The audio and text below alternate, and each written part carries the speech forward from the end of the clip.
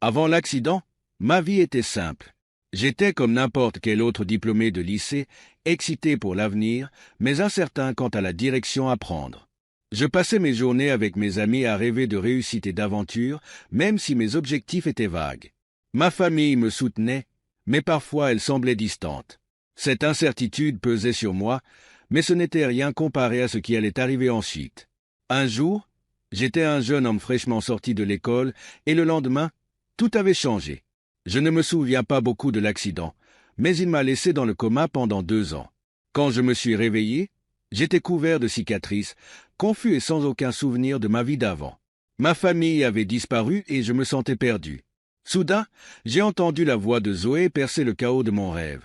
« Roger, réveille-toi chéri, tu rêves encore. » J'avais rêvé d'abeilles, comme toujours. Après presque 30 ans ensemble, Zoé riait encore quand je lui disais que c'était l'abeille tueuse, un clin d'œil à un vieux sketch de l'émission Saturday Night Live. Je pris une douche pour dissiper les effets persistants de ces rêves. Ils me hantaient depuis l'accident à mes 18 ans, bien que je ne me souvienne pas de l'accident lui-même. Je savais que j'étais resté dans le coma pendant 2 ans. Quand je me suis enfin réveillé, j'ai décidé d'aller à l'université, marqué par des cicatrices mais guéri. J'étais prêt à aller de l'avant, même si ma famille était introuvable. L'accident avait dû être grave, mon corps montrait des signes de chirurgie étendue. Je me demandais si j'avais apprécié la vie avant que cela n'arrive, car Jean avait certainement payé le prix fort après. Je suis devenu prudent, préférant une vie calme et simple. Je me suis découvert une attirance pour la comptabilité, une carrière que je n'aurais jamais imaginée au lycée. Les médecins disaient qu'il n'était pas inhabituel d'oublier des détails. Tout ce que je voulais, c'était une vie paisible, une famille aimante, une maison avec piscine et une routine tranquille. Pourtant, les abeilles revenaient toujours dans mes rêves. Encore un autre verre d'eau, demandai-je dans mon rêve. Les abeilles étaient implacables, et chaque piqûre faisait plus mal que la précédente. Puis la voix de Zoé me ramenait encore à la réalité. « Roger, réveille-toi, ce n'est qu'un rêve. Ils empirent. » J'avais bien dû admettre, même si mon médecin insistait que ce n'était qu'une aversion pour les abeilles. Zoé et moi nous sommes mariés quand j'avais 20 ans et elle en avait 25, dans une petite église près de mon université. Ce fut une cérémonie simple, ni l'un ni l'autre n'avions beaucoup de famille. Nous nous sommes installés, vivant parmi ses amis, et j'ai continué mes études. En 1975, j'avais obtenu un diplôme en comptabilité et en informatique. Bien que cela ait semblé rapide, je ne me suis pas posé de questions et j'ai simplement commencé ma carrière comme comptable. Un emploi simple qui correspondait à mon nouveau goût pour une vie tranquille. Je travaillais souvent seul, comptant les inventaires. Si nous comptions à 2, nous pouvions être d'accord sur un chiffre, même s'il était faux, mais en comptant séparément, l'audit serait précis. C'était ennuyeux, mais cela me convenait. Personne ne me dérangeait et je pouvais travailler à mon rythme. Encore des abeilles, murmurai-je. D'où viennent-elles? Je faisais un geste de la main et sentais leurs piqûres, allant jusqu'à me faire saigner.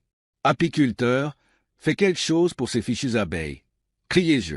Ce sont des abeilles tueuses. Mettez quelque chose sur les piqûres. Quel est ce bruit? Un oiseau? Non. Trop gros? Un ptérodactyle. Puis ça m'a frappé. Mince, encore piqué. Mais quel genre d'oiseau est-ce? La voix de Zoé me sortit du rêve. Roger, réveille-toi. Tu fais un mauvais rêve. Va prendre une douche. Les rêves étaient intenses, mes cicatrices me faisaient mal, et les personnes dans les rêves étaient comme des fantômes, des formes sans visage. 2 ans après la naissance de John, nous avons eu Paula, ma petite princesse. J'aimais John, mais Paula m'avait dans la poche, tout comme sa mère. J'adorais mes enfants, et Zoé aussi. J'aimais les regarder dormir, les aider à marcher, à faire du vélo et à jouer à la balle. Ces moments étaient les plus heureux de ma vie. Nous faisions des barbecues de quartier, et même si tout le monde se connaissait bien, j'étais le nouveau venu. Peut-être que c'était parce que j'avais épousé Zoé rapidement après qu'elle soit tombée enceinte. Notre relation était correcte, mais après le mariage, notre vie sexuelle s'est fanée. Zoé n'était plus intéressée, alors cela devenait rare. Mais j'avais mes enfants et une vie calme, ce qui me rendait heureux. Une fois, j'ai entendu des femmes parler. « Ohé, comment fais-tu pour supporter Roger le Borin ?»« Roger est parfait, » a répondu Zoé. « Il ne boit pas, ne fume pas et ne joue pas. Il m'aime, adore les enfants, et il est un excellent pourvoyeur. Zoé a bientôt annoncé qu'elle était enceinte de Billy, et nous avons célébré cela avec nos amis. Nos enfants ont grandi ensemble avec ceux du quartier, et nous faisions partie d'un groupe soudé. Les gens me taquinaient en me disant que j'étais ennuyeux, mais cela ne me dérangeait pas. J'aimais courir, même si personne d'autre ne se joignait à moi. Mon travail d'auditeur dans les entrepôts me maintenait en forme, compter tous ces articles demandait un effort physique. À la maison, je faisais de la musculation dans le sous-sol et je suivais les activités des enfants, cours de musique, sport et autres.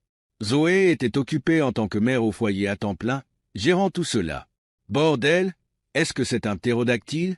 murmurai-je. « Ces fichues abeilles sont partout. Apiculteur, débarrasse-toi-en. Les gens se font piquer et c'est dangereux. Donnez-leur le sérum contre les piqûres d'abeilles, mais ne me touchez pas, sinon je vous frappe. Des libellules, d'où sortent-elles? Au moins, elles mangent les abeilles. Roger, réveille-toi chérie, va prendre une douche, dit Zoé. J'ai fait ce qu'elle m'a demandé, mais mes cicatrices me faisaient mal et j'avais mal à la tête. Je déteste les abeilles. Je lui ai dit. Je continue à rêver d'oiseaux préhistoriques, de serpents et de sangliers. Les rêves deviennent de plus en plus fous. Pourquoi je ne peux pas me souvenir de l'accident? J'ai demandé au médecin pendant que Zoé était assise avec moi. Et ces rêves étranges. Votre perte de mémoire pourrait être due à un stress post-traumatique, a répondu le médecin. Quant aux rêves, ils pourraient être liés à l'accident. Docteur, je ne sais pas quel genre de ptérodactyle c'était. Je suis comptable, pas paléontologue, répliquai-je, agacé par ces questions. Les rêves empiraient, mais la vie restait stable et monotone, ce qui me convenait. J'allais au travail, comptais des stocks et rentrais à la maison. Les relations intimes avec Zoé étaient de plus en plus rares, mais cela ne me dérangeait pas trop. Docteur, maintenant je rêve que je danse, comme dans Astérisque West Side Story Astérisque, lui dis-je. Ce n'est pas sexuel, mais je danse avec des hommes, main dans la main, style ballroom. Et il y a toujours les abeilles en arrière-plan, parfois des serpents, des sangliers et des libellules, et on commence à déraper. Le médecin n'avait pas de réponse. Il a demandé à Zoé si quelque chose d'inhabituel se passait à la maison, mais elle a dit que j'étais le même que d'habitude, à part pour les rêves. Ce fut la dernière fois que je l'ai vue. La vie continuait avec les barbecues du samedi et les événements de quartier habituels. Notre groupe était soudé, une vingtaine de personnes avec leurs enfants. Nous assistions aux réunions de parents d'élèves, économisions pour les études universitaires et gérions les mariages. Je faisais des heures supplémentaires quand il nous fallait de l'argent, et j'étais fier de subvenir aux besoins de ma famille. La maison était payée, nous avions des comptes de retraite, et j'avais même réussi à nous offrir des voitures neuves et des vacances. Les amis de Zoé la taquinaient parfois. « Comment fais-tu pour être mariée à quelqu'un d'aussi ennuyeux ?»« Je m'amuse toute seule, » répondait Zoé. « Roger est bon pour moi, il prend soin de nous et il nous aime, moi et les enfants. Je suis heureuse, et vous devriez avoir autant de chance. » Avec le temps, nous nous approchions de notre 30e anniversaire de mariage. Les autres se sont fait piquer. Apiculteur, aide-les. D'où viennent toutes ces abeilles? Quelqu'un, donnez-moi une autre tapette à mouches, marmonnai-je dans un autre rêve délirant. Ce n'était qu'une nuit étrange de plus, mais à ce stade, j'étais habitué. Alors, Roger, tu danses encore avec des hommes pendant que les abeilles te piquent? Plaisanta Randol, ce qui fit rire tout le monde. J'ai été surpris que Zoé ait parlé de mes rêves où je dansais avec des hommes à qui que ce soit, surtout à ses amis. C'était censé rester entre nous. Sur le chemin du retour, je me suis arrêté pour lui parler. Oui. Pourquoi as-tu raconté quelque chose d'aussi personnel? Tu as trahi ma confiance, lui dis-je. Oé a simplement ri. Roger, ce sont nos meilleurs amis. Nous les voyons tous les jours, partons en vacances ensemble et partageons nos repas. Pourquoi es-tu si contrarié? C'est toi qui danses avec d'autres hommes, répondit-elle. C'est à ce moment-là que j'ai compris que les autres étaient plus importants pour Zoé que moi. Cela m'a rendu méfiant, et je détestais ressentir cela. Après quelques mois à prêter plus d'attention à ses agissements, j'ai découvert la vérité. Un jour, je me suis présenté à l'un de leurs rassemblements sans y être invité, ce que je n'avais jamais fait en 30 ans, même si on venait souvent chez nous à l'improviste. À l'intérieur, j'ai trouvé Zoé, nos enfants adultes et nos 20 soi-disant amis, tous dévêtus et en train d'avoir des relations. « Eh bien, tu as découvert la vérité, » dit Robert, tandis que tout le monde riait. Entre, Roger, et apprends la vérité sur ta vie ennuyeuse. Zoé a présenté les hommes avec qui elle avait été, en soulignant que leur deuxième prénom correspondait au premier prénom de nos enfants. Cela confirmait ce que je soupçonnais déjà. Il s'avérait que beaucoup de gens, y compris nos enfants adultes, faisaient partie d'un groupe secret dont j'étais totalement ignorant. Mes enfants avaient depuis longtemps cessé de m'appeler papa, et maintenant je comprenais pourquoi. Pourquoi, oui, pourquoi as-tu volé 30 ans de ma vie? Que ai-je fait pour mériter ça? Demandai-je. Zoé me regarda avec exaspération. Roger, tu es juste ennuyeuse. Tu n'as aucune passion, aucune colonne vertébrale. Nous avons tous fait partie d'un groupe depuis l'enfance, pour rester ensemble, pour avoir des relations entre nous. Tu n'étais que l'homme de trop pour équilibrer le groupe. Nous t'avons gardé dans l'ignorance parce que tu aimais ça. Je ne pouvais pas risquer que tu sois le père de mes enfants. J'avais besoin de meilleurs gènes que les tiens. Pourquoi n'as-tu jamais voulu d'un vrai mariage avec moi? Demandai-je. Je voulais plus de relations, plus de connexion, mais tu me repoussais toujours, répondit froidement Zoé. Si je t'avais donné ce que tu voulais, tu aurais découvert la vérité, et je ne pouvais pas prendre ce risque. Je t'ai choisi parce que j'étais déjà enceinte, et tu étais facile à manipuler. Coucher avec toi une fois, te dire que tu étais le père, et c'était fait. Tu n'avais aucune chance de comprendre. C'est tout ce que j'étais pour toi? Juste quelqu'un pour te donner de l'argent pendant que tu couchais avec tes vieux amis et que tu entraînais nos enfants dans ce désordre. Tout ce que tu m'as dit, tous ces chéris et mon amour, c'était des mensonges? Ne sois pas ridicule, Roger. Je t'aimais bien, en quelque sorte.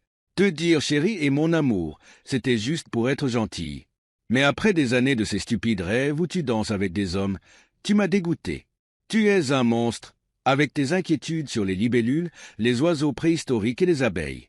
Maintenant tu sais, mais c'est trop tard. Si tu divorces, j'obtiendrai la moitié de tout en pension à vie, dit Zoé en souriant.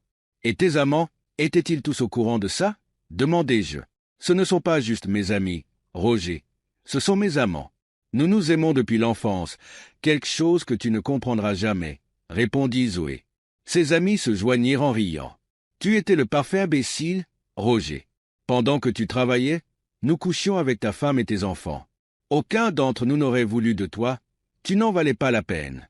Nous t'avons gardé pour ton argent et t'avons utilisé pour élever nos enfants.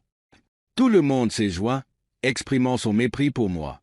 Ils avaient utilisé mon argent et m'avaient maintenu dans l'ignorance pendant des années. Maintenant que la vérité était dévoilée, ils ne se cachaient plus. Sois un bon garçon et nettoie la maison. Je serai de retour dans quelques jours, dit Zoé, alors qu'ils riaient tous. Je suis sorti. Je me suis tourné vers Zoé et j'ai dit, « Tu m'as trahi pour ça? Tu as donné tes enfants à des gens qui te traitent comme des ordures, et tu en es fier? As-tu jamais remarqué que les enfants de tes amis ne font pas partie de tout ça? Réfléchis à pourquoi. » J'ai continué. Ton amant s'est éliminé lui-même plutôt que d'épouser quelqu'un enceinte de John. Ça ne t'a pas mis la puce à l'oreille? Je suis juste content de ne pas faire partie de votre patrimoine génétique. Ma caméra cachée avait tout enregistré. Reviens quand tu veux, Roger, a dit John Senior en partant. Amène des amis. Ah, j'oubliais. Tu n'en as pas, se moqua-t-il. Mais j'avais 6 huissiers du comté qui attendaient dehors, prêts à servir tout le monde avec des convocations. Ils sont tous à l'intérieur, ai-je dit aux officiers. Les cris de 23 personnes dévêtues alors que les huissiers entraient furent assourdissants. Je souris en m'éloignant, sans me presser. Les ordonnances restrictives les tiendraient à distance pendant que tout se réglait.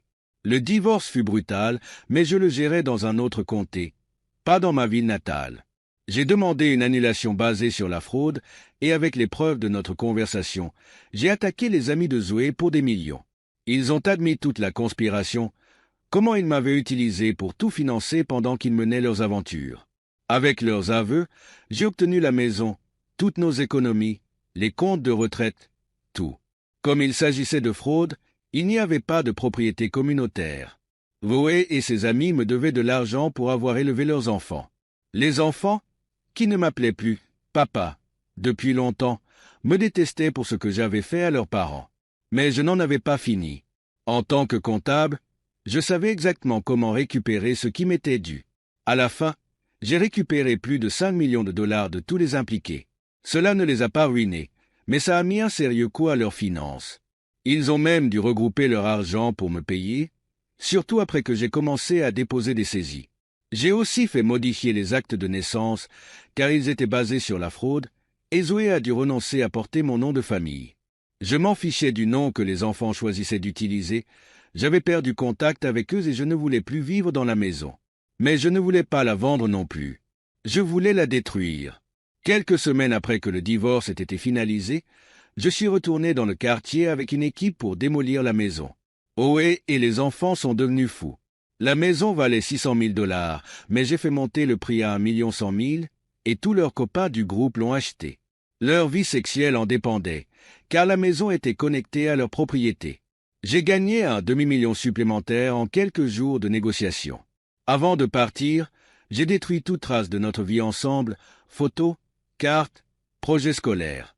J'ai laissé la maison dans un état déplorable, rempli de nourriture pourrie et avec les services coupés. J'ai même peint tous les murs, plafonds et fenêtres en noir. Oé a obtenu la maison, qui est devenue leur maison de fête. Elle est devenue la femme de ménage du groupe, ou plus précisément leur prostituée personnelle, même si elle ne le voyait pas ainsi. Elle croyait que ses enfants étaient spéciaux parce qu'ils faisaient partie du groupe, mais c'était simplement parce qu'il était assez naïf pour croire à ses mensonges. J'ai tout quitté, y compris mon travail et mes vêtements. J'ai conduit toute la nuit. Je me suis arrêté dans un motel bon marché, et le lendemain, j'ai acheté de nouveaux habits dans un Walmart. J'ai changé de voiture de location et me suis débarrassé de tout ce qui pouvait me rappeler ces 30 années perdues. C'était comme secouer la poussière de mes pieds, une coupure nette. 2 jours plus tard, je me trouvais à Washington, D.C., au Pentagone. Enfin, plus précisément dans une annexe, en train de remplir une demande d'emploi. J'ai donné ma nouvelle adresse et un nouveau numéro de téléphone portable, ayant abandonné l'ancien qu'il utilisait pour me suivre. Lors de mon enquête, j'avais découvert qu'il transférait mes appels, ce qui m'avait permis de garder une longueur d'avance sur eux. Le ministère de la Défense m'a embauché la semaine suivante. L'entretien était étrange, mais ils avaient besoin d'un expert comptable et j'avais les qualifications. Quand ils m'ont demandé si je voulais utiliser les préférences pour les anciens combattants, j'ai expliqué mon coma et le fait que je n'avais pas servi au Vietnam.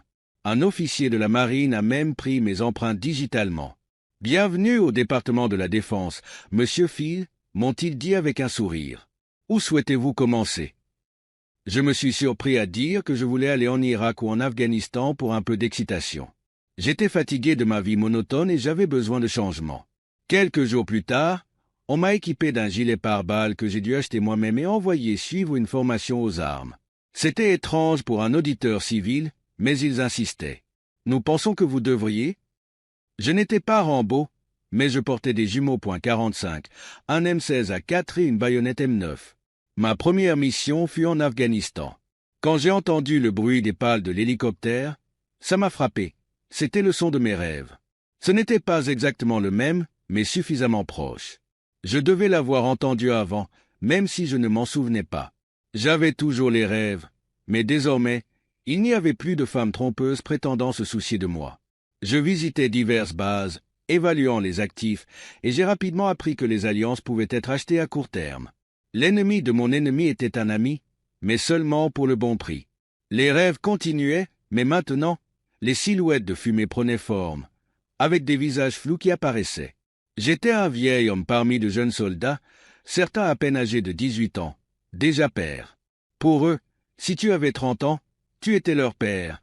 40 te faisaient papy, et au-delà de 50, tu étais simplement un vieil homme. Ces jeunes soldats se déplaçaient avec précision, comme un balai mortel, suivant les ordres sans hésiter. Cela me rappelait Tibère, dont les exercices étaient des batailles sans sang, tandis que ces batailles étaient des exercices sanglants. J'admirais leur discipline, mais je me demandais comment ils se sentiraient plus tard dans la vie, après avoir été forcés de commettre de tels actes violents. Les rêves persistèrent des libellules, des serpents, des sangliers, des abeilles, mais leur intensité s'atténuait. Des visages apparaissaient sur les figures de fumée, des visages jeunes de personnes que je ne connaissais pas. Je continuais mon travail, comptant tout, des balles et roquettes aux chaussettes et bouteilles d'eau. Il fallait toujours anticiper, s'assurer que nous avions ce qu'il fallait pour l'avenir, en tenant compte des pertes en cours de route. La planification était essentielle, car tout devait être stocké, expédié et suivi. Environ 4 mois après mon arrivée, nous avons été pris en embuscade. Les balles fusaient, ressemblant au bourdonnement des abeilles au-dessus de nos têtes. Malgré le chaos, je suis resté calme.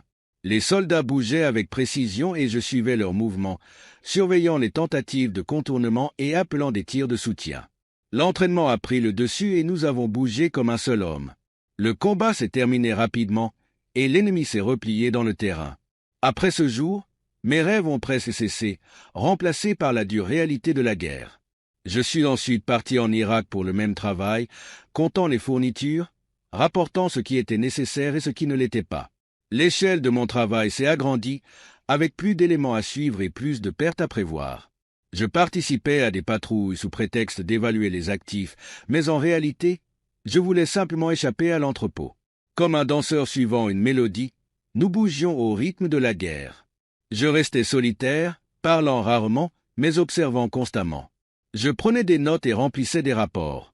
Le ministère de la Défense adorait les formalités, maintenant toutes informatisées. Je téléchargeais tout par satellite. Il y avait des distractions partout, même des abeilles, juste quelques piqûres ici et là. J'ai informé mes supérieurs que j'étais là depuis plus de 4 ans, d'abord en tant que membre d'une équipe, puis en la dirigeant, et finalement en travaillant en solo. La guerre était devenue mon foyer, une distraction des 30 dernières années. Malgré les fusillades et les blessures, aucune n'était sérieuse. Jay Serviku. Je continuais à auditer les dépôts de fournitures, comptant tout ce qui était nécessaire aux opérations militaires. Toutes les branches armées, marine, marine nationale, forces aériennes, jouaient leur rôle dans ce jeu mortel. Je n'appréciais pas la bataille ni le fait de prendre des vies, mais l'absence de rêve était un soulagement. J'étais bien équipé et personne ne m'embêtait, pas même les officiers supérieurs. Je faisais simplement mon travail, apprenais à connaître la région et aidais là où on avait besoin de moi. Je n'avais pas de véritables amis, seulement des pseudo-amis, des compatriotes américains pour qui je pouvais tout sacrifier ou mourir. La mission était simple, détruire des choses, créer des veuves, rentrer vivant. Tout le reste n'était que du bruit. Lorsque j'entrais dans un nouveau dépôt, c'était toujours la même routine. Je savais que j'allais faire face à la même routine. Un sergent-major allait me causer des ennuis, et je devrais le remettre à sa place. Le scénario était toujours le même. Restez hors de mon chemin, laissez-moi faire mon travail. Le sergent-major Clow ne fit pas exception. C'est ma maison, mes règles, dit-elle en se plantant devant moi, nez à nez. C'était une confrontation, comme toujours. Ne me fais pas ce coup-là, répliquai-je. C'est ma juridiction ici, je surveille tout. Elle aboya en retour, me disant de ne rien toucher sans sa permission, avant de partir en trombe. Je notai sa posture rigide et son apparence impeccable, la devinant d'origine amérindienne. Je quittai la zone, sachant que je ne pouvais pas aggraver la situation. À la place, je rejoignis une patrouille, sentant le besoin d'échapper à l'entrepôt et de retourner sur le champ de bataille. Le sergent-major Clow, de son vrai nom sergent-major Jenny Clow, avait un poigne de fer, ce qui lui avait valu le surnom d'Iron Clow, donné par son grand-père, un Blackfoot du nord de pure souche. Elle avait été élevée par ses grands-parents après la mort mystérieuse de ses parents dans un accident de voiture.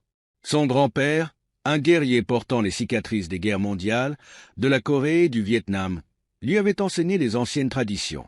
Clow suivit ses traces, devenant guerrière à 18 ans, servant au Kosovo et au Monténégro, et montant en grade sans compromis. Elle avait obtenu une maîtrise en gestion d'entrepôt et était fière de son héritage amérindien. Elle était déterminée à ne laisser personne, surtout un civil comme moi, prendre le dessus sur elle. Un soir, je suis retourné à l'entrepôt et j'ai trouvé Clow endormie, en uniforme complet, prête pour le combat, son .45 à ses côtés. Je mentis sur le fait de sécuriser l'entrepôt, sachant que j'étais attiré par elle, bien que notre relation reste tendue. Clow, toujours sur ses gardes, était une force redoutable. Cet entrepôt, bien que pas le plus grand, devint ma base. Je contrôlais constamment l'inventaire, vérifiais les registres et m'assurais que les fournitures étaient bien gérées. Nos interactions étaient souvent conflictuelles, mais aucun duel n'était permis. Si cela avait été le cas, je savais qu'elle gagnerait. Malgré cette friction, je respectais le sergent-major Clow. Elle, de son côté, était tout aussi frustrée par moi. À ses yeux, j'étais un civil jouant aux soldats, une potentielle responsabilité. Malgré ses efforts pour me faire quitter les patrouilles, j'étais intouchable. J'avais même gagné le respect des SALS, ce que Clow ne comprenait pas, mais elle continuait d'essayer. La guerre, les abeilles, les fusillades et les rêves étranges nous entouraient tous les deux, rendant notre rivalité sur le champ de bataille encore plus intense. Loose Sergeant Major Claw. J'ai été élevé par mes grands-parents après la mort de mes parents, et l'armée a toujours été ma vie. J'ai longtemps cherché un guerrier, comme celui que ma grand-mère avait trouvé en mon grand-père. Mais à 45 ans, j'ai accepté que je ne le trouverai jamais et que je n'aurai pas d'enfant. Mon grand-père, marqué par les guerres de la Seconde Guerre mondiale, de la Corée et du Vietnam, me disait toujours que j'aurais des enfants, mais maintenant, cela semble impossible. Récemment, mes rêves ont été remplis de Roger. Je le vois différemment aujourd'hui. Ces cicatrices ne viennent pas d'un accident de voiture, mais de bataille, du genre de cicatrices qu'un guerrier porte. Une nuit, je l'ai regardé se doucher, nettoyant ses mains comme s'il essayait d'effacer du sang invisible. Il m'a vu l'observer, et même si j'ai ressenti de la peur, j'ai réalisé qu'il me faisait confiance. Ce n'était pas de l'amour romantique, c'était quelque chose de plus profond. Il était mon guerrier. Pendant ce temps, Roger me regardait, et il m'a tout raconté sur son passé, son mariage brisé, les infidélités de sa femme, et ses 3 enfants qui n'étaient pas les siens. Je n'avais rien ressenti depuis des années, mais rencontrer Clow a tout changé. Elle sourit et dit « Alors, tu es prêt ?» Il y avait de l'amour et une certaine malice dans ses yeux, quelque chose que je n'avais jamais vu avec mon ex-femme. Elle m'appelait son étalon de guerre aux cheveux gris et m'invita à lui faire l'amour. Ses cicatrices de bataille et son âge ne comptaient pas pour moi. Elle était parfaite. Nous nous sommes embrassés et j'ai ressenti sa passion, espérant qu'elle voyait le même amour dans mes yeux. « Je t'aime, lui ai-je dit. Et si jamais tu arrêtes, je te scalperai pour de vrai, répondit-elle en riant. C'était la connexion que j'avais cherchée toute ma vie. Plus tard, Clow me demanda si elle pouvait parler de mes rêves à son grand-père, en expliquant qu'il comprenait mieux les rêves que quiconque. C'était la première fois que quelqu'un demandait la permission de partager mes rêves, au lieu de simplement le faire. J'ai accepté, lui faisant totalement confiance. Le sergent-major Clow me dit alors « Si mon grand-père peut t'aider avec les rêves, tant mieux. Je ne les ai plus aussi souvent, mais j'aimerais en connaître le sens. » Je lui ai demandé « Que signifie-t-il et qu'en est-il de ces cicatrices? Elles ne viennent pas d'un accident de voiture. » Son grand-père répondit « Son esprit est troublé, mais tu l'aides. C'est le guerrier que tu cherchais. Il t'a trouvé sans le savoir. Tout se passera comme il se doit. Ne t'inquiète pas. J'ai plaisanté. Parfois, ton côté mystique me rend folle, mais tu as toujours raison. » Mon grand-père rit, et j'annonçai la bonne nouvelle à ma grand-mère. « J'ai tout entendu, dit-elle. Tu vas faire de moi une arrière-grand-mère bientôt. Ne garde pas les enfants trop loin de nous, Roger. » La conversation avec les grands-parents de Clow se déroula comme ces choses se passent. Clow et moi étions amants, et elle admirait mes cicatrices, les appelant « belles ». Elle ne se souciait pas de mon passé, elle me voulait tel que j'étais. Nous travaillions dur, mais trouvions toujours du temps l'un pour l'autre, même en zone de guerre. 3 mois après le début de notre relation, nous savions tout l'un de l'autre. Elle aimait mes cicatrices et les embrassait tendrement. Le sergent-major Jenny Clow était l'amour de ma vie. Puis tout a changé. Un matin, alors que j'étais dans l'entrepôt, des coups de feu ont éclaté. Je suis sorti en courant et j'ai vu un hélicoptère descendre, probablement abattu par des insurgés. Ils étaient plus de 100 à nous attaquer. J'ai vu Clow courir vers l'hélicoptère, tirant avec son .45. Elle rechargea et continua d'avancer, droit dans le chaos. Je courus après elle, tirant sur autant d'ennemis que je pouvais. Nous avions été pris au dépourvu à un moment vulnérable, mais je ne me souciais que de Jean. Je vis Clow tomber après avoir été touché par une balle qui l'avait fait chuter. Je l'ai rejointe en quelques secondes. Elle était vivante, mais blessée. Son gilet pare-balles avait ralenti l'impact. Je lui ai tendu l'un de mes .45 et des chargeurs supplémentaires, en lui disant « Liquide tout ce qui passe BM, même si tu penses que c'est moi. » Je me suis lancé contre l'ennemi, tirant jusqu'à épuiser mes munitions. Ma seule pensée était de sauver Jean. Les renforts arrivaient, mais un ennemi s'est approché suffisamment pour me tirer dessus. Alimenté par la colère, j'ai continué. Quand je n'avais plus de munitions, J'ai dégainé mon M9 et me suis battu en combat rapproché. L'ennemi portait un dispositif dangereux. J'ai attrapé sa main droite pour l'empêcher d'activer l'appareil, en espérant pouvoir le neutraliser avant qu'il ne soit trop tard. Je parvins à empêcher l'explosion, et j'eus la chance que cela ne se produise pas. Les hommes de l'hélicoptère se rapprochaient, mais mon ennemi tenta de fuir. Je connaissais bien ce genre de combat. Avec ma main gauche serrant fermement sa main droite, je le guidais vers sa fin. Je devais l'arrêter pour protéger les autres. Ses yeux s'écarquillèrent lorsqu'il comprit qu'il était en train de mourir, mais il semblait prêt à l'accepter. Lorsqu'il rendit son dernier souffle, je l'ai soulevé avec le couteau toujours planté dans son crâne, et nous sommes tombés près d'une tranchée. Je lâchai son corps dans la tranchée juste au moment où une explosion secoua la zone, me faisant perdre connaissance. Bordel, bordel, bordel, d'où viennent toutes ces abeilles? Criai-je en essayant de reprendre mes esprits. Nous sommes attaqués de tous les côtés. Plus d'eau et des munitions. J'attrapai une cartouchière que quelqu'un me lança. Johnson, Robert, avec moi. Tir de suppression à gauche. J'ordonnai à Williams, reste en position et tire sur tout ce qui bouge à droite, vise la lisière des arbres. Je donnai des instructions précises. Johnson, Robert, uniquement des lames, pas de prisonniers, soyez rapides et silencieux. Les balles sifflaient de toutes parts comme des abeilles en colère. J'entendis Johnson plaisanter avec Robert, riant malgré le chaos. « Arrête de rigoler, Johnson, ou tu vas te faire descendre » le prévins-je. Le bruit des tirs de cobra envahissait l'air. « Couvrez-vous le cou, le métal est brûlant » criai-je. « Les hélicos arrivent, préparez-vous à bouger. » Wilson attrapa Johnson and crying. « Ne crève pas, Johnson. Je te retrouverai en enfer et je te botterai le cul si tu le fais. » « Médecin, ici.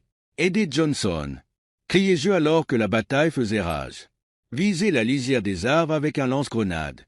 Avancez vers la zone d'extraction. Tirez tout le monde avec vous. Personne ne reste derrière. Ordonnai-je, ramassant des AK ennemis en chemin pour se fondre dans le décor. Faites attention à la fumée. Charlie la voit aussi bien que les cobras. Avertis-je tout le monde en leur ordonnant de rester baissés. Médecin, dépêche-toi. Hurlai-je à nouveau, jetant un coup d'œil aux blessés. Je me tournai vers Hugh. Tu seras la dernière à sortir, je te le promets. Il est temps de danser, murmurai-je pour la calmer. Je t'ai, ne t'inquiète pas pour les abeilles. Pour la rassurer davantage, j'ajoutai. Ton premier combat, et tu n'as pas perdu un seul homme. Tu devras apprendre à écrire ces lettres, mais pas aujourd'hui. Les hélicos rugissaient au-dessus de nous, les libellules arrivant. Restez baissés, dis-je alors que la bataille continuait. Une voix s'éleva dans la confusion. Comment vous êtes-vous fait coincer ici? Je murmurai à moi-même, reste avec moi, reste conscient. Je jetai un coup d'œil au blessé. Le chef est à terre, mais pas fini. Je me tournai vers le médecin et l'avertis. Sauve le lieutenant, ou je te mets une balle. La situation était chaotique, avec des coups de feu, des explosions et des hélicoptères partout. Je m'agenouillai près de Hugh. Reste avec moi, reviens. Je chuchotai d'une voix tremblante. Je veux tout ça. Soudain, je me demandai qui avait dit cela. Mon esprit tournait, et je me réveillai dans une pièce lumineuse, désorientée. Jen était là. Sarah Jen, dis-je. Je me souviens de tout. Les serpents, les sangliers, les abeilles. J'ai déjà fait tout ça, n'est-ce pas? Oui, peut-être bien, répondit-elle avec un sourire. Tu es mon brave cheval de guerre. Je remarquai une bague à son doigt. Es-tu marié? Combien de temps ai-je été inconscient? Un peu plus d'1 an, dit-elle. Eh oui, je suis marié, à toi. Un officier entra. Comment te sens-tu aujourd'hui? Mieux, je crois, répondis-je. Est-ce qu'on a déjà vécu ça? Oui, confirma l'officier. Tu as été entre deux mondes pendant 1 an, mais tu es guéri maintenant. J'entendis des bébés pleurer. Jen prit 2 nourrissons dans ses bras. Quel âge?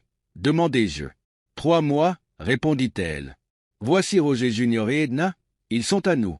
Je ne pensais pas pouvoir encore avoir des enfants, mais voilà où nous en sommes. Et je suis marié à toi pour toujours. Elle me tendit les bébés, et je ne ressentis rien d'autre que de l'amour. Les questions pouvaient attendre, je voulais juste tenir ma famille. Janet Judah. J'ai fait des tests ADN pour toi. Je n'en ai pas besoin, dis-je. Je sais déjà. Je remarquai une simple alliance en or à ma main. Comment nous sommes-nous mariés? Me demandai-je, mais je ne posai pas la question. Cela n'avait pas d'importance. 6 mois plus tard, nous étions chez Zoé. Les 23 membres originaux du groupe étaient présents, y compris ses enfants. Sur l'écran géant, un flash d'information annonçait que le commande-sergent-major Roger Field allait recevoir la médaille d'honneur. La pièce se tut immédiatement. Ils ne peuvent pas parler de astérisque notre astérisque Roger Field, grogna John Senior, agacé que quelqu'un le surpasse. Puis une photo de moi en uniforme apparut à l'écran, souriant, avec des médailles sur la poitrine, aux côtés de Jen et de nos enfants. L'annonceur introduisit le général Hannigan à la retraite et l'amiral Wilson, précisant qu'il avait servi avec moi au Vietnam. « Vietnam » exclama Zoe. Roger était au Vietnam. L'annonceur demanda aux officiers de partager leurs souvenirs à mon sujet, laissant le groupe dans un silence abasourdi. Le général Hannigan commença. « J'ai servi avec le sergent Field quand j'étais sous-lieutenant au Vietnam. Field en était à son 2e tour de service et était sergent de peloton, bien qu'il n'ait été officiellement promu sergent-chef que quelques jours plus tard. Il avait toujours un livre avec lui, étudiant pour devenir comptable grâce aux cours de l'armée. Il continua. Les choses sont rapidement devenues compliquées. Le Congrès réduisait les financements, donc notre peloton était petit, 18 hommes, et nous faisions partie d'une patrouille de reconnaissance à longue portée, LRP. Nous avons été pris en embuscade dans la jungle par l'armée nord-vietnamienne, probablement informée de notre position. Le combat a duré plus d'1 heure. J'ai été blessé, et Phil a pris le commandement. Il a ordonné à l'un de nos hommes d'utiliser le lance-grenade M79, mais cela n'a fait qu'empirer la situation. Les forces ennemies continuaient d'avancer comme une ruse d'abeilles enragées. Le général conclut. Nous étions à court de munitions, et Phil s'est battu au corps à corps avec plusieurs ennemis, en éliminant 3 avec son couteau. Son objectif principal était de nous sortir vivants, et il était redoutable avec une lame, malgré ses blessures. L'humour de Phil nous aidait à tenir, même au milieu de la bataille. Finalement, des renforts sont arrivés grâce aux Jets A-37, connus sous le nom de libellules, Dragonfly. Puis, les hélicoptères Cobra sont arrivés, équipés de mitrailleuses capables de tirer jusqu'à 8000 balles par minute. Cette puissance de feu nous a donné assez de temps pour évacuer par hélicoptère Huey ou Slick. Phil a aidé à mettre les hommes en sécurité, attrapant même des AK-47 ennemis pour riposter et repousser les forces nord-vietnamiennes pendant notre retraite, se rappela le général Hannigan. Phil a continué à se battre jusqu'à ce que tout le monde soit monté dans l'hélicoptère. Il a été touché 2 fois, mais a fourni suffisamment de couverture pour ralentir l'ennemi. Les Cobras ne pouvaient pas intervenir, car les forces ennemies étaient trop proches. Puis Phil est venu pour moi, me soulevant par moi et malgré ses blessures. Je saignais abondamment et étais à peine capable de tenir bon, mais Phil, qui ne mesurait qu'1,70 m et pesait environ 57 kilos, m'a transporté jusqu'à l'hélico. Il s'est assuré que tous les hommes étaient comptabilisés avant de me jeter à bord, en me disant « Maintenant, tu peux dire que tu étais le dernier homme sur le terrain. » C'était typique de Phil, toujours mettre ses hommes en premier. Le général poursuivit. Je l'avais recommandé pour la médaille d'honneur, mais il a reçu l'étoile d'argent à la place.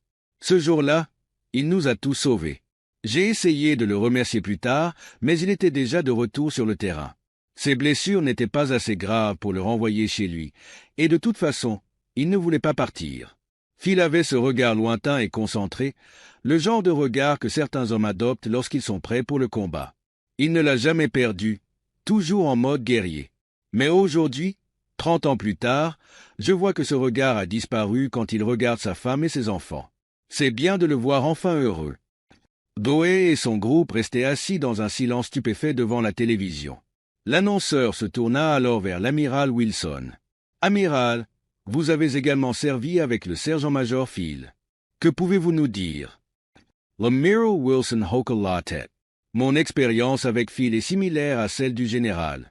Je dirigeais une équipe de SLS qui n'était pas censée être là après 1971, mais nous étions encore présents en tant que conseillers.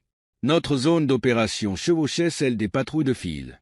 On se taquinait souvent, lui en tant que bleu-bite de l'armée, et lui nous rendait l'appareil. Mais quand les choses devenaient difficiles, Phil répondait toujours présent. Le miro continua. Lors d'une embuscade où nous avons été flanqués, Phil est arrivé et a agi comme si toute une compagnie le soutenait. Sa simple présence a inversé la situation, et il a rapidement pris les devants pour stopper l'attaque. L'amiral Wilson poursuivit. La vitesse et l'agressivité de Phil pendant l'attaque de flanc ont terrifié l'ennemi, qui pensait affronter bien plus d'hommes qu'il n'y en avait réellement. Nous étions criblés de balles, ça fusait de partout. Phil, comme à son habitude, plaisantait à propos des abeilles qui essaimaient autour de nous, une manière pour lui de garder tout le monde concentré, même s'il était d'un sérieux absolu. Son humour nous a permis de survivre au pire moment. L'amiral continua. C'était pareil que pour le général. Quand les hélicoslics sont arrivés, Phil a insisté pour que le médecin s'occupe des autres en premier. Il tenait absolument à ce qu'il soit traité avant lui. Heureusement, la première cavalerie est arrivée, entièrement armée pour nous soutenir. Phil était sérieusement touché, mais il m'a quand même traîné jusqu'à l'hélico, mettant son corps entre moi et l'ennemi, comme il l'avait fait pour le général. Il s'est assuré que j'étais le dernier à quitter le terrain, sachant combien c'était important pour un officier. L'amiral Wilson ajouta. Phil m'a dit qu'il était fatigué et qu'il voulait juste rentrer chez lui, tomber amoureux et mener une vie ennuyeuse. Il voulait oublier l'armée, le Vietnam et tout ce qui s'était passé. Quelques mois plus tard, nous nous sommes croisés à nouveau au Pentagone. Je l'avais recommandé pour la médaille d'honneur, mais il a reçu la croix de la marine à la place. Il ne semblait pas particulièrement heureux, bien que ce soit juste un échelon en dessous de la médaille d'honneur. Il n'a souri que pour la photo après la cérémonie, puis il a quitté l'armée discrètement. Avant son départ, je lui ai donné mon insigne de Navy SEAL. Il n'a pas dit grand-chose, il a simplement hoché la tête et a disparu. Plus tard, je l'ai vu à un arrêt de bus près du Pentagone, habillé en civil. Je lui ai proposé de le ramener, mais il a agi comme si nous étions des étrangers. Je lui ai demandé où il allait, et il m'a dit qu'il partait dans l'Ouest pour aller à l'université, sans donner plus de détails. À la gare routière Greyhound, je lui ai remis une boîte contenant toutes ses récompenses et décorations, mais il a agi comme s'il ne la reconnaissait pas. Il a même prétendu qu'il n'avait jamais été dans l'armée, disant qu'il avait été dans le coma après un accident. Il haussa les épaules et s'éloigna avec la boîte. Elle contenait sa croix de la marine, ses étoiles d'argent, ses cœurs pourpres et bien d'autres distinctions. Phil m'avait dit qu'il voulait tout oublier, et c'était sa façon de le faire. C'était la dernière fois que je l'ai vu, jusqu'à aujourd'hui. Les enfants de Zoé étaient encore sous le choc, silencieux. John Jr. S.E. Rapila. J'ai vu cette boîte une fois, il y a des années. Papa m'a dit que ce n'était pas important, puis il m'a emmené jouer à la balle. Quand j'ai cherché la boîte plus tard, elle avait disparu. John Jr. descendit pour chercher la boîte. Il ne réalisa pas qu'il avait dit papa au lieu de Roger. Il revint avec la boîte juste au moment où le président terminait de remettre à Roger sa deuxième médaille d'honneur. Personne depuis papy n'avait reçu un tel honneur. Le président continua son récit en évoquant le héros de guerre Boyington, qui avait reçu la médaille d'honneur à 2 reprises. La première fois, il l'avait reçue à titre posthume, en même temps qu'une croix de la marine, car on croyait qu'il était mort après avoir été capturé et détenu dans un camp de prisonniers japonais pendant 20 mois. Lorsqu'il fut retrouvé vivant, le président Truman lui remit à nouveau la médaille d'honneur, ce qui amusait toujours Boyington, qui disait avoir revenu d'entre les morts pour la recevoir une seconde fois. Le président poursuivit en racontant une de ses propres expériences. J'étais en visite secrète non programmée pour rencontrer les troupes dans un hélicoptère faisant partie d'un voyage officiel plus large dans un pays voisin. Un tir chanceux a désactivé le moteur et l'hélicoptère s'est écrasé. Avant que les marines et les autres hélicoptères puissent nous rejoindre, nous avons été attaqués. Mes conseillers, mes agents du secret service et moi-même avons couru vers un ensemble de bâtiments pour nous mettre à l'abri, tandis que l'hélicoptère devenait le point focal de l'attaque.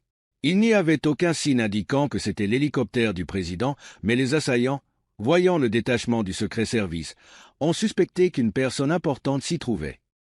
Le président continua. Alors que nous courions pour nous mettre à couvert, j'ai vu le commande-sergent-major Phil charger l'ennemi, initialement tout seul. Puis, j'ai remarqué un soldat blessé. Phil s'est arrêté un instant pour lui donner quelque chose, puis il a sprinté vers l'ennemi. Ses tirs étaient d'une précision mortelle, presque tous atteignant leur cible, ce qui a donné aux autres soldats américains le temps de se regrouper et de lancer leur propre contre-attaque. Quand Phil a manqué de munitions, Il a attaqué un homme avec seulement un couteau. Même à distance, il était évident que cet homme portait une bombe à cause de la manière dont ses vêtements bougeaient et de ce qui était attaché à sa poitrine. Le président poursuivit. Sans se soucier de sa propre sécurité, pensant uniquement aux autres, Phil a attrapé le détonateur dans la main droite de l'homme avec sa main gauche et l'a neutralisé avec son couteau. Il a ensuite transporté le corps jusqu'à une tranchée où l'explosion a fait peu de dégâts. Les assaillants ont essayé de tirer sur Phil à plusieurs reprises, espérant qu'il lâche le corps et déclenche la bombe. Mais Phil, bien que touché à plusieurs reprises, a refusé de s'arrêter jusqu'à ce que tout le monde soit en sécurité. Le président conclut. Mais ce n'est pas tout ce que Phil a fait. Lorsque nous l'avons finalement rejoint, il a fait une demande. Le soldat qui l'avait aidé, qui est maintenant sergent-major, s'appelait à l'époque caporal Clow. Phil a demandé à l'épouser avant de mourir et m'a également demandé de le réintégrer dans l'armée pour que Clow puisse recevoir des avantages de survivante. L'équité, c'est l'équité, a-t-il dit. Je l'ai donc réintégré en tant que commande sergent-major et procédé au mariage le plus rapide de l'histoire. Je leur ai posé 2 fois la question, et après 2 oui, ils étaient mariés par le président des États-Unis, rien de moins. Le président conclut en souriant. Maintenant, je constate qu'avec l'arrivée de leurs enfants, c'était un mariage vraiment spécial. Le président continua, en regardant la foule. Le sergent-major J. Phil porte fièrement son uniforme aujourd'hui, et nous attendons 2 autres petits Phil. Cela fait 4 enfants maintenant. Des hommes comme le commande-sergent-major Phil répondent à l'appel lorsque leur pays a besoin d'eux, puis retournent à une vie normale sans jamais mentionner leur héroïsme. C'est cela, l'épine dorsale de l'Amérique. Nous sommes fiers qu'il ait servi avec nous et pour nous. Cette fois-ci, nous ne le laisserons pas partir. Nous le gardons dans l'armée. Il est chez lui. Le président regarda la foule et ajouta. Aujourd'hui, dans l'audience, se trouvent les grands-parents de sa femme, dont beaucoup d'entre vous connaissent l'un, le master sergent Stromberg, lui-même récipiendaire de la médaille d'honneur. Veuillez vous lever pour que nous puissions vous honorer. Master sergent Stromberg.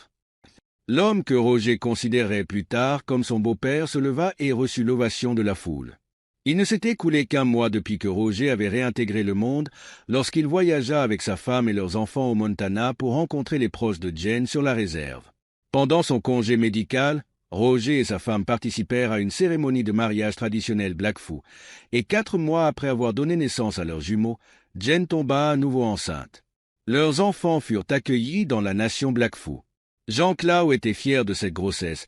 Elle était une épouse Blackfoot, une mère Blackfoot, et la femme d'un guerrier dont les cicatrices de bataille lui avaient valu le respect de sa tribu. Pour elle, chaque cicatrice était un beau rappel de la bravoure de son mari et du fait que son grand étalon lui appartenait pour toujours. Pendant cette période, Jen eut une conversation avec Roger. « Roger, mon amour, dit-elle, je suis inquiète d'être encore enceinte. Je ne peux pas m'empêcher de faire l'amour avec toi, mais j'ai peur que si nous continuons ainsi, je continue de tomber enceinte. Peut-être que je devrais me faire stériliser pour que ça n'arrive plus. » Hiron Clow rit et répondit. « Mon époux, voudrais-tu que je sois marié à un castrat plutôt qu'à un étalon? Nous ne cesserons pas de faire l'amour, et j'aurai autant d'enfants que l'esprit le permettra. J'ai un guerrier pour mari, et je veux que le monde voie qu'il est un guerrier à la maison, tout comme il l'est sur le champ de bataille. » Et ainsi s'acheva la conversation. Ils n'auraient plus d'enfants après leur 2e paire de jumeaux, un garçon et une fille. Eux aussi deviendraient membres de la nation Blackfoot. Ce second couple de jumeaux naîtrait sur la réserve, et Roger était présent pour leur naissance, coupant les cordons et leur insufflant la vie. Après leur mère, Roger fut la première personne qu'ils touchèrent. Roger devint un père et un mari dévoué pendant les 10 années suivantes. La famille voyagea à travers le monde, faisant partie d'une mission militaire grâce à Roger. Grâce à son dévouement envers son pays et à son courage au combat, Roger et sa femme furent toujours affectés ensemble, bien qu'il ait des rôles différents. Ils prirent leur retraite le même jour. Malgré ses efforts répétés pour retourner en zone de guerre, Roger ne fut jamais autorisé à le faire, le département de la Défense le considérant comme un trésor national. Leurs enfants grandirent sur des bases militaires à travers le monde, et lorsque le moment vint, 2 d'entre eux intégrèrent West Point, et les 2 autres Annapolis, tous 4 par nomination présidentielle. Dans le présent, le président conclut son discours. Commande sergent-major Phil, j'aimerais souligner qu'un sergent-major est un leader, pas un commandant. Sergent-major, votre femme vous surclasse, alors vous feriez bien de suivre ses ordres. L'audience éclata de rire et applaudit alors que la cérémonie officielle se terminait, avec le président et la première dame saluant de nombreux participants. L'événement était à la fois politique et un hommage à Roger. Cependant, ailleurs, quelque chose de plus sérieux se passait.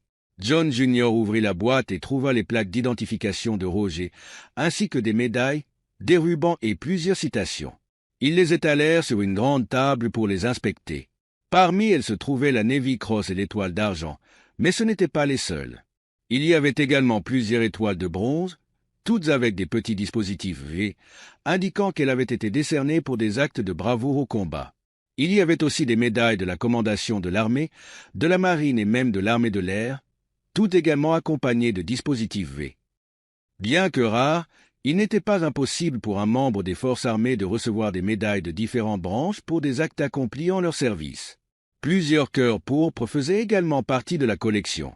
Normalement, en recevoir 3 obligeait à quitter la zone de combat, mais Roger en avait 6. Certains avaient été obtenus en travaillant avec des personnels de la marine, d'autres lors de la défense d'une base aérienne, expliquant pourquoi tous n'étaient pas enregistrés dans son dossier officiel. Personne ne savait exactement combien de fois Roger avait été blessé, ce qui expliquait ses nombreuses cicatrices, certaines causées par des balles, d'autres par des explosions ou des combats au corps à corps. Pour une raison inconnue, Roger prétendait souvent que ses blessures venaient d'un accident de voiture, au lieu de dire la vérité. Peut-être ne s'en souvenait-il pas pleinement, ou peut-être que ses rêves lui servaient de moyen de revivre les horreurs des combats. Nous ne le saurons probablement jamais avec certitude. John Junior ouvrit la boîte et découvrit, parmi les autres médailles, une médaille de la bonne conduite, un badge de combat d'infanterie et un insigne doré représentant une ancre, un aigle, un trident et un pistolet, l'insigne des Navy SEALS. Aucune documentation n'accompagnait cet insigne, mais il était clair qu'un amiral l'avait remis à Roger lors de son dernier jour dans l'armée. Il y avait aussi plusieurs médailles de la République du Vietnam, chacune avec une citation et les documents de recommandation pour l'attribution. Le général et l'amiral avaient tort dans leur évaluation de Roger. Les documents montraient que Roger avait accompli bien plus que ce qu'il savait. Des témoignages d'autres membres d'équipe lors de ses missions, y compris pour l'étoile d'argent et la croix de la marine, révélaient l'étendue de ce qu'il avait vraiment fait. Tandis que le général et l'amiral n'avaient vu qu'une partie de l'histoire, ses compagnons soldats avaient vu bien plus. Tout le monde autour de la table lisait maintenant un document ou inspectait les médailles. John Junior jeta un coup d'œil à Zoé, puis à l'homme en surpoids qui avait souvent été vu avec sa jeune épouse, et lui demanda « C'est l'homme que tu pensais avoir de meilleurs gènes que Roger ?» Le dernier objet au fond de la boîte était une enveloppe scellée, adressée à « Mes enfants ». John Junior l'ouvrit et lut la lettre à haute voix. Elle avait été écrite par un Roger âgé de 20 ans, destinée à ses futurs enfants. « Mes chers enfants, j'espère avoir des enfants. J'écris ceci à la veille de quitter l'armée. J'ai fait des choses qu'un homme civilisé ne devrait pas faire, et même si c'était la guerre, cela ne les rend pas justes. Ce sont des choses que j'ai dû faire, mais elles me blessent toujours à l'intérieur. Être jeune ne les rend pas plus acceptables, mais à partir de maintenant, j'essaierai de faire ce qui est juste. Il n'est jamais trop tard pour essayer. Je veux tout laisser derrière moi, faire de mon mieux pour oublier, tout en expiant mes erreurs. Mais avant de le faire, je veux vous laisser quelques mots que j'espère vivre et qui, je l'espère, signifieront quelque chose pour vous. La valeur d'une personne ne se trouve pas dans une boîte, dans des mots écrits sur une feuille de papier, ou dans des choses qu'on porte pour montrer ce qu'on a accompli. Elle se trouve dans la façon dont on vit sa vie chaque jour, dans la manière dont on traite ses amis et même des étrangers. Mais surtout, elle se trouve dans la manière dont on traite sa famille. Roger se souvenait des mots qu'il avait écrits à ses enfants. La famille, c'est comment vous leur montrez de l'amour et du dévouement en les mettant toujours en premier. Peu importe le coût. Le meilleur dans tout cela, c'est qu'ils vous aiment pour qui vous êtes, peu importe combien d'argent vous gagnez ou à quel point vous êtes intelligent. À cause de cela, chaque jour, vous devez faire de votre mieux pour eux, et ils feront de même pour vous. Voilà la vraie mesure d'une personne. J'espère avoir été à la hauteur pour vous. Que Dieu vous bénisse et vous garde, et qu'il me pardonne pour ce que j'ai fait pendant la guerre. J'espère qu'il n'aura jamais besoin de vous pardonner, car vous mènerez une vie bonne, juste et morale, en tant que bons êtres humains, parents aimants et époux fidèles. Votre père aimant, Roger. John et ses demi-sœurs étaient en larmes à la fin de la lecture de la lettre. John se leva et dit « J'en ai fini ici. Qui vient avec moi ?» Il rassembla soigneusement tous les papiers et documents, les remettant dans la boîte exactement comme ils étaient. Ses sœurs se levèrent et quittèrent la pièce avec lui, tandis que sa femme resta sur place. 3 jours plus tard, un colis arriva au Pentagone, adressé au commande sergent-major Phil. À l'intérieur de l'emballage extérieur se trouvait une boîte marron attachée avec de la ficelle. Elle fut livrée à Roger, non ouverte. À l'intérieur, les objets originaux et une courte note dactylographiée trouvée dans une enveloppe sous la ficelle, mais pas à l'intérieur de la boîte. Cela ne nous est pas destiné. Nous aimerions que ce soit le cas, mais ça ne l'est pas. La note n'était pas signée, mais Roger Phil savait exactement qui l'avait envoyée. 4 mois plus tard, John était célibataire, et lui, Paula et Billy avaient de nouveaux noms. Nous pouvons faire mieux, être meilleurs cette fois. Nous pouvons être ce que papa voulait, comme il nous l'a montré, dit John à ses sœurs, alors qu'ils s'éloignaient lentement ensemble. Pendant ce temps, Roger réfléchissait. Quelques mois après avoir récupéré ses décorations d'origine, il montra la lettre à Strongbear. Ils étaient tous assis autour du feu, lors d'une chaude soirée d'été. Il devait y avoir plus de 50 personnes présentes. C'était un repas communautaire, et tout le monde était là pour profiter de la nuit. Jean-Claude, aussi belle que jamais, était là avec leurs enfants. J'aimais l'appeler ainsi, et elle était enceinte à nouveau. Sa fierté envers moi était évidente, tout comme la fierté de sa grand-mère envers Strongbear. Mon amour pour Jean était palpable à travers sa grossesse et nos enfants. Je tendis à Strongbear la lettre que j'avais écrite, « Jeune homme, à mes futurs enfants ». Il la lut, sourit et la fit passer autour du feu. J'étais un peu choqué qu'une lettre aussi personnelle soit partagée sans ma permission, mais j'ai été encore plus surpris quand elle revint à lui et qu'il la jeta dans le feu. « Les mots sur du papier ne signifient rien, dit-il. Tu as écrit ça, mais montre à tes enfants par tes actions. Montre-leur comment tu vis ta vie. » Il avait raison, bien sûr. Il avait toujours raison, comme je l'avais appris au fil du temps. Et pendant les 30 années suivantes, Jean-Claude et moi avons vécu selon ces mots. Quant à Zoé, si vous vous demandez ce qui lui est arrivé, elle n'a pas vécu longtemps après que la vérité ait éclaté. Environ 1 an plus tard, quelqu'un lui envoya des vidéos de ses amants, révélant ce qu'il pensait vraiment d'elle. Il ne la voyait que comme un objet sexuel, une chose à utiliser puis à jeter. Il se vantait de l'avoir manipulée pour avoir des enfants, qu'il avait ensuite exploités. Cela faisait des années qu'il la manipulait, elle et ses enfants. Ces vidéos furent également publiées en ligne, et des copies furent envoyées à tous ses voisins. Oé mit fin à ses jours. Quand elle fut retrouvée, elle tenait une photo d'elle-même avec Roger et les enfants dans un parc d'attractions. Tout le monde souriait et riait, semblant heureux. Personne ne sait d'où venait cette photo, qui l'avait prise, ou pourquoi elle l'avait conservée, mais elle fut enterrée avec elle. Seulement 2 personnes suivirent discrètement le cercueil jusqu'au cimetière après la cérémonie. Ils étaient les seuls présents. Le registre des invités indiquait simplement Grace Talion et Aaron Clow. Quelques semaines plus tard, plusieurs vidéos montrant le groupe impliqué dans des comportements inappropriés furent mises en ligne. Ces actions devinrent rapidement publiques, entraînant de graves conséquences pour tous les membres du groupe. Ils avaient filmé ces scènes pendant des années, et désormais, ces enregistrements étaient accessibles à tous. Chaque vidéo se terminait par les hommes se moquant de Zoé, la qualifiant de « stupide prostituée », suivie d'une image de son corps et du rapport d'autopsie, confirmant qu'elle avait mis fin à ses jours par empoisonnement. Le groupe se disloqua. Ils furent rejetés par leur propre communauté. Beaucoup d'entre eux déménagèrent, tandis que d'autres devinrent des reclus pour le reste de leur vie. D'une manière ou d'une autre, les vidéos semblaient les suivre partout où ils allaient. Personne ne sait qui les avait publiées ou envoyées à leurs nouveaux voisins, mais la quête égoïste de plaisir du groupe avait détruit de nombreuses vies innocentes. Merci d'avoir suivi cette histoire jusqu'à la fin. La vie de Roger et de Jean-Claude montre que même dans les moments les plus sombres, l'amour, la résilience et la force familiale peuvent triompher. Tandis que d'autres ont choisi un chemin destructeur, Roger a su trouver la paix et l'équilibre à travers ses actions et son dévouement. Leur histoire n'est pas simplement une épopée de guerre ou de trahison, mais une réflexion sur les choix qui façonnent notre vie et l'héritage que nous laissons à nos enfants. Que pensez-vous des choix de Roger tout au long de son parcours? Auriez-vous réagi différemment face à des situations aussi extrêmes? Et selon vous, la rédemption est-elle toujours possible après des erreurs graves? N'oubliez pas de liker, commenter et partager cette histoire si elle vous a touché. Abonnez-vous pour ne pas manquer les prochaines histoires captivantes. Et surtout, donnez-nous votre avis. Qu'auriez-vous fait à la place de Roger ou de Zoé?